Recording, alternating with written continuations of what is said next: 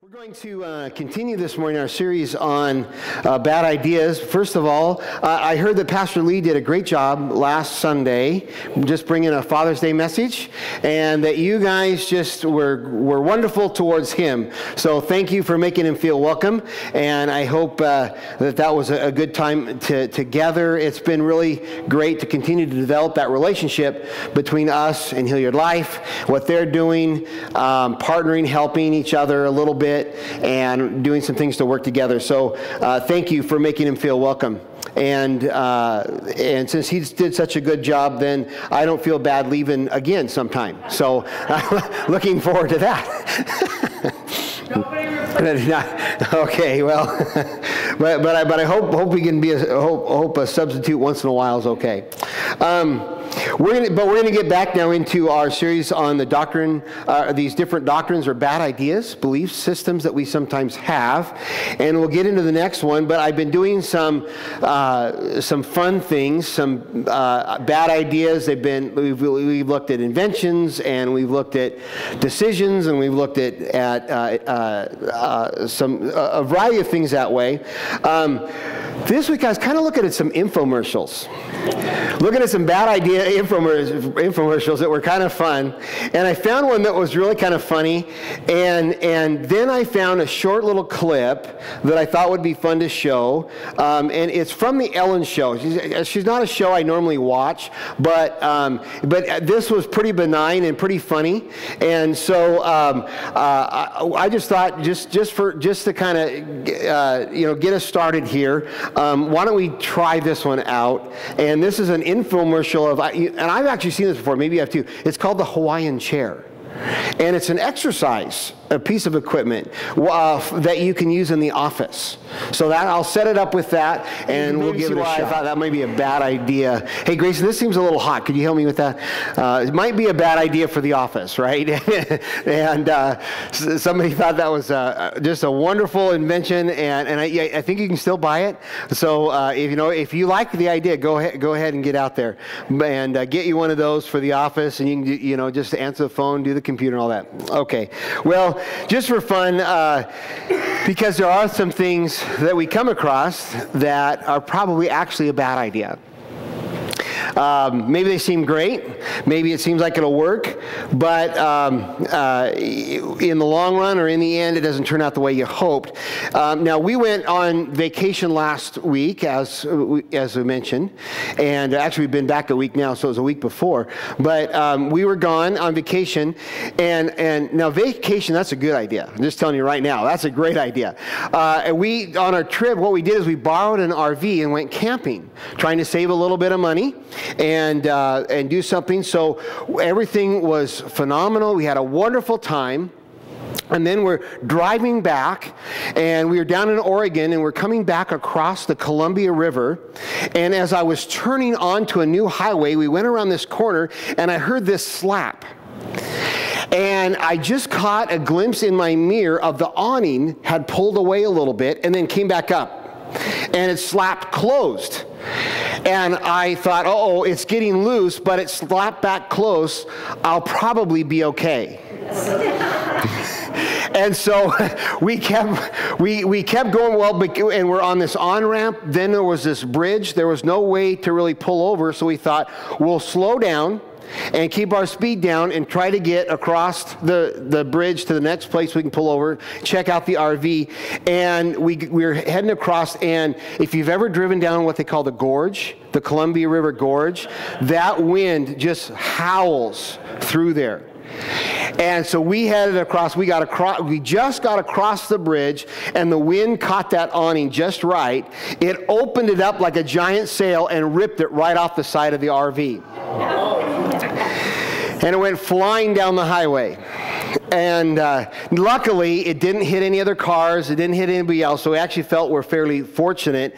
But our inexpensive vacation got a little bit more expensive. And now we're trying to replace an RV. Because it was funny. When I saw it close again, I thought, oh, good, we're going to be okay. And yet it just didn't work out that way. I was wrong about that. The wind still caught it, and we didn't get over in time. And we have these beliefs, we have these things where we think, I think this is going to work. I think we're good. I think it's going to be okay. I believe that I have enough gas to get there. Ever done that? I believe that buying this car is a good deal. But then maybe it didn't quite work. I believe that I'm going to start the gym tomorrow. I mean, we get these beliefs, we have these ideas, we have these thoughts, even plans, and some of them are worse. I think this is going to work out. I think it'll be okay. I think that investment is a good idea. Whatever, and on the front end, we tell ourselves it's going to be fine. But later on, it doesn't work out. And later on, it's not quite right. And we've been looking at some ideas that on the front end are beliefs, even doctrines, even theologies that we might live by.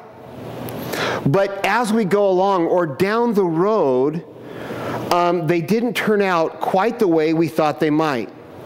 And as we've been looking at some of these, we've been trying to kind of come at them sideways. We've been saying Christianity is a bad idea.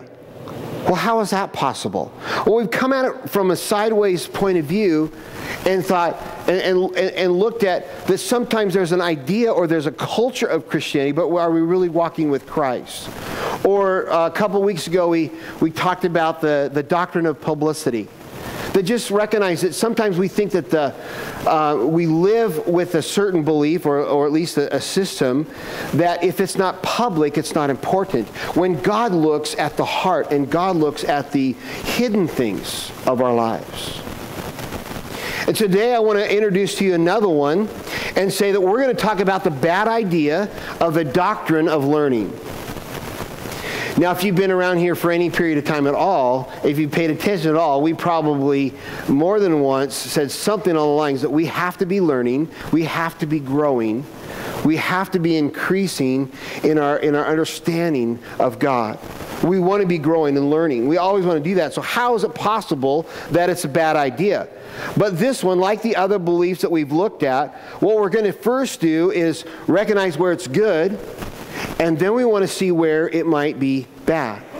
Because learning is good. And I want to say that learning is important. In fact, the word disciple, and I think this is rather interesting, the word disciple means to be a learner. And we're all called to be disciples. I assume that everyone in this room would think of themselves as a disciple of Christ. But to do that, to be a disciple, we accept a lifestyle of learning. Disciple, like the word student, it literally means it's the essence of Christianity is to be a learner of the things of Jesus Christ. And so we always want to be learning. We always want to be growing. We always want to gain knowledge and wisdom as Christians. It's why we have a sermon every week. It's why we provide classes. It's why we do other groups. The ladies are doing If Revisited every week. There's a Bible study, and they're going back through, during the summer, they're going to go back through some of the videos of the If gathering and add some new material as well. We're always trying to provide just different things and give the opportunity to be growing and learning. In addition to that, we encourage you to be using the daily devotionals. We encourage you to be in the Word every day. Encourage you to spend time in prayer and devotional with the Lord every day. And so we always want to be growing and learning. But here's where we get off track. I believe, or it seems to me as I talk to people, as I listen, as I ask people about their life, and as I just kind of hear them talk about their relationship, it seems as though sometimes we make learning the goal, and it's not. The function of learning is not the goal. But instead, or another way to say that is sometimes we love learning about Jesus instead of loving the one that we are learning about. See, it's not a huge shift, but it's an important shift. The goal of disciple is not to learn about Christ. The goal of discipleship is to reach towards the character and the competency of Jesus Christ. I was talking about that with Grayson just a little bit this morning, and that's even a little bit of an addition to me as a Christian. To realize that I not only want to become like Jesus, but I also want to start doing the things that Jesus did. So I want to attain both his character and also his competency, and that my life, my ministry, my efforts have an impact on the world in similar ways that Jesus did. It is the goal of discipleship. In other words, it doesn't matter how much we learn if it doesn't help us become more like Jesus or do the things that Jesus did. I met a lady this week. Began marriage counseling with her and her fiance. And it was an incredible, I was actually looking forward to this visit because I'd heard some things about them. I didn't know them, and so this is kind of a first meet and greet. But I'd heard some things, I was looking forward to it, and it was just a phenomenal time together with them. But this lady, as we were sharing, she talked about how she grew up in church, and yet she had a bit of a troubled family. Her mother left her father and moved her family kind of from guy to guy to guy. And that's how she remembers growing up. But during that time, they stayed in church, and she grew up in their youth groups, and she talked about how she realized, looking back, what happened is she began to use God. And when she said that, I kind of assumed what she meant. But as she went on, she talked about how she really liked church. She really liked how the people were nice to her.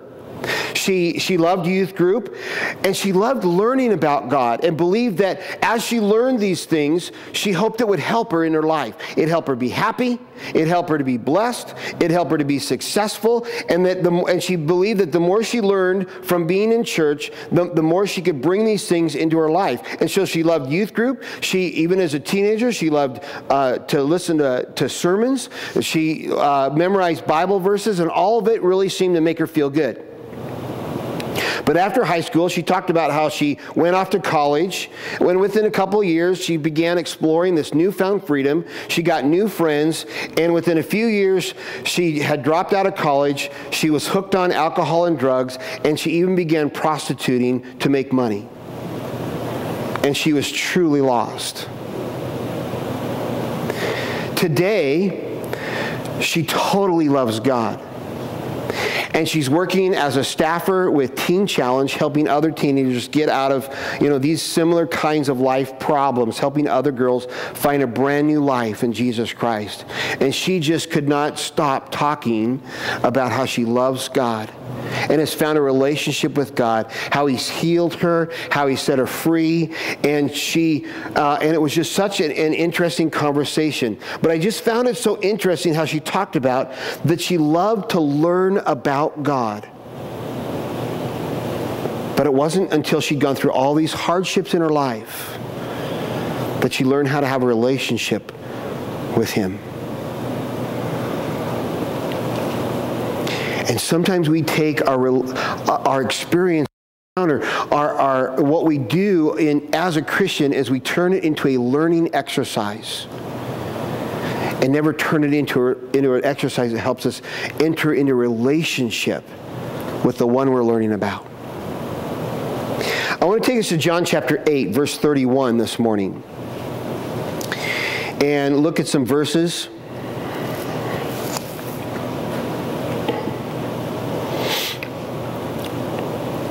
And just kind of take us through this story. We'll read it, and then we'll go back through a couple of phrases. As we're reading through, what phrases kind of pop out in your mind? We'll see if they're the ones that I want to kind of revisit. But just kind of look at what God would say to you this morning as we read these verses. John 8, chapter 31 through 38, it says, to the Jews who had believed him. And briefly, Jesus had been teaching some Jews, and many were becoming believers in him and following him. And so now he's kind of turning to them, and he's going to dig a little deeper into their hearts. Jesus said, if you hold to my teaching, you are really my disciples. Then you will know the truth, and the truth will set you free." They answered him, "We are Abraham's descendants, and we have never been slaves of anyone. How can you say that we shall be set free?" Jesus replied, "Verily, verily, I tell you, everyone who sins is a slave to sin. Now a slave has no permanent place in the family, but a son belongs to it forever. So if the Son sets you free, you will be free indeed. I know that you are Abraham's descendants, yet you are looking for a way to kill me because you have no room for my word. I am telling you that I have seen in the Father's presence, and you are doing what you have heard from your father." And we'll stop right there. Here's the phrases that kind of stood out to me that I just want to comment on briefly this morning. First of all, Jesus told them that if you hold to my teachings, then you really are my disciples. Some versions said, if you continue in my teachings. Or some said, if you continue in my word. Or others said, if you remain in them. What's interesting is, I really like the versions that use the word abide. And it seemed like this might be, at least for me, it gave me the clearest understanding of what he meant here. When Jesus said, if you abide in the teachings that I have given you. And the word there, it carries the idea of dwelling, like where you live, where you abide, the place where you find rest and comfort. It's even in a sense of being on a journey, and you get to a place where you can finally arrive and find your dwelling, like your home or living in your home. And so Jesus is saying, if you abide in my word, in my teachings, and in the things that I have said. So it's not that he just gave the teachings, but we have to live in those teachings. They have to become a part of us. They have to guide us. We have to live within it and find its refreshing, cool waters that quench the thirst of our soul. We have to find the guidance and the instruction that it has for us. We want to be a part of the way of Jesus Christ. In fact, the early Christians were called a part of the way. It meant that he was the rabbi that taught us how to live. And they so closely identified with his teachings, they actually saw the imprint of his life in theirs, because they were dwelling in the teachings of Jesus. And so the first thing we want to do is we want to hold to his teaching. We want to abide in his word, abide in his teachings, and really live in what Jesus said and how he taught us to be. The second thing, though, is it talked about being a slave to sin. Jesus told them that they were a slave to sin. And it was interesting, the Israelites' response. They said, we are Abraham's descendants, and we have never been slaves to anyone. Now, in the reality of their world and their life, that was never true. They were almost always slaves. They were slaves in Egypt. They got out of that slavery and went to the promised land, and they continually were brought into captivity and released, and captivity and released, and this back and forth always happened, and the land was almost always at least shared with other inhabitants, and oftentimes they were actually under the direct control of other governments and other systems. And even during the time of this conversation, who was in charge of the region? The Romans. And they were, and so much so, I mean, they weren't maybe in the strictest sense of the word slaves, but they hated the Roman control that they were under. But the Israelites kind of have this attitude. They're even a pseudo mantra, if you will, that went something along the line of what they said here. We are slaves to no one. We belong to God, and so we're slaves to no one. And we sense how there's a trueness to that. But the reality was that they were under Roman rule. And I found this kind of interesting. They continued in that rule, and yet that attitude remained. And so in 66 AD, there was what they call the beginning of the Great Revolt. And the Israelites, or the Jews, revolted against the Roman rule. This is what I said, what I found on it, and I've summarized, but here's one little statement. The Great Revolt began in the year 66, originating in the Greek and Jewish religious tensions. The crisis escalated due to an anti-taxation protest, and they hated the taxation that was going on. And the protest grew to attacks upon Roman citizens. The Romans responded by plundering the Jewish temple and executing 6,000 Jews in Jerusalem, prompting a full-scale rebellion. From there, it escalated, and for the next 4 years, it grew until the Roman armies would retake Jerusalem in 70 A.D., and after a 7-month siege, over 1 million people had died. The Romans retook Jerusalem, and they sold off another 100,000 Jews as slaves. It was a terrible time. But it was born out of that attitude. We are slaves to nobody. But it wasn't the reality that they lived in. And so Jesus speaks to that. But he then goes on and talks about even a different form of slavery. Because in the Jewish system, there was another kind of slavery. They lived in a real world slavery. But then there was a religious slavery that Jesus talks about. And they become slaves to the law. And whereas, and Jesus told them the law was to teach you how to live, but they had created a system of oppression and a system of structure that kept them actually from relationship with God. And then there's a third kind of slavery. There's a real slavery. There was a religious slavery, but then there was the slavery that Jesus was talking about, and he called it the slavery of sin. And how amazing it is, or it's just so amazing how quickly sin can enslave a man or woman. When we allow sin into our life, it so quickly can take over. It so quickly can ensnare and trap and mire us down. I think back to my friend that I just met this week. And her newfound freedom led her into total destruction and a life that was truly lost. But what did Jesus promise?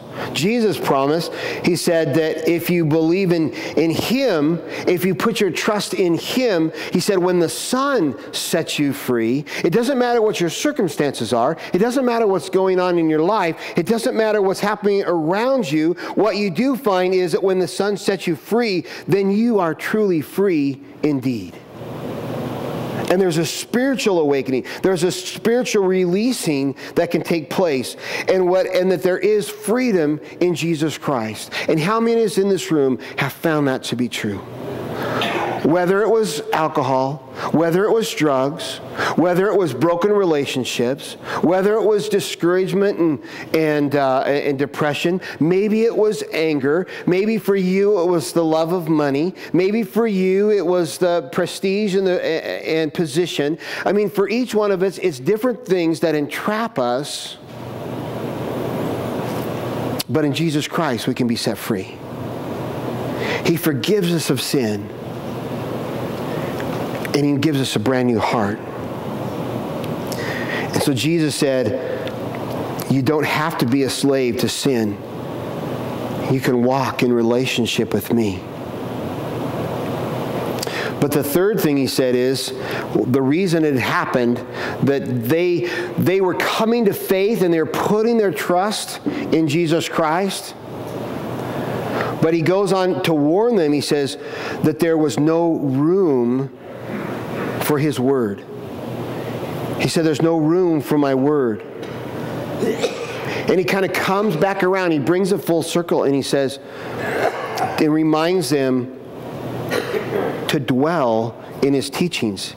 Jesus gave this statement to them, and I share it with you as a form of a question. Is there room for the teachings of Jesus in you? Not just the knowledge, not just the understanding, but is there room in your heart and in your life for what Jesus would be saying to you? James 1:22 says, do not merely listen to the word and so deceive yourself. but do what it says. That's the hard part. The doing, the following through, the actually developing of that relationship with Jesus Christ. Sitting with this couple who have been to the very bottom of humanity, and Jesus has picked them back up. Talk of an incredible vibrancy of relationship with Jesus Christ. And this is probably the next step in their journey, but they're so frustrated with people that talk about being a Christian and yet have no time with Jesus Christ. How can we talk about that we love God and that we're saved through Jesus Christ if we're not in prayer and if we're not in His Word? Because that's where we meet Him. How can we say that we love Him if we don't want to be with Him? How can we say that we love Him if we're not really following Him? How can we say that we belong to Him if there's no room in our heart and our lives to live in the teachings, abide in the teachings of what Jesus said? That's the heart of the matter. Do you make room in your life for Jesus? We have classes. We memorize Scripture. We can debate theology. We can go through all these exercises. We can even enjoy a sermon that is good to enjoy. But is it translating into life transformation? I've met people that collect Bibles. I've had people come up and ask, can I have a Bible? Oh, sure, we'd love to get a Bible in your hands. And they want me to sign it. And this happened actually just a couple of weeks ago. I was so excited. Somebody asked for a Bible. We picked out a Bible, and we found just one of the extras that we have here in the back. And we went through and made sure there was one that didn't have a whole bunch of scribbling and torn pages and stuff. And he asked me to sign it and put a little something. I did, and I gave it to him. And he says, oh, thank you, because I collect these.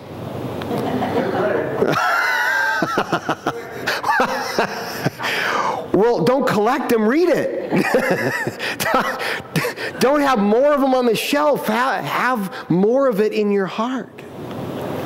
Spend time in the Bible and love how it guides and builds and changes who you are. This isn't just a learning exercise. It begins with learning, but he says, be careful. Don't just listen to the Word, because if that's all you do, you deceive yourself. Do what it says. We have to follow through. We have to desire to allow God to lead our lives as we're learning about Him. This morning, we're saving a few minutes at the end because we want to share in baptism. And this is every baptism is equally exciting. This baptism is just great because it's somebody that is just allowing God to start leading their life, and we recognize how we can live our lives with pride and selfishness and laziness and personal agendas. And then we come to a place where we see what Jesus Christ has done for us and the freedom that He offers to us through forgiveness of sin. And we enter that identity as sons and daughters of God the Father. And He changes us. And we begin to give Him control of our life and say, lead me and show me and make me who you want me to be. So what is your Christian life like? Is your walk with Christ mostly an intellectual exercise where you're just amassing knowledge? Or are you living into those teachings? Are you abiding in the things that He's showing you? Is God speaking to your heart and to your life, and you're allowing Him to change how you live? That's where we're truly growing. So, Father, we just give you thanks for this time and this opportunity.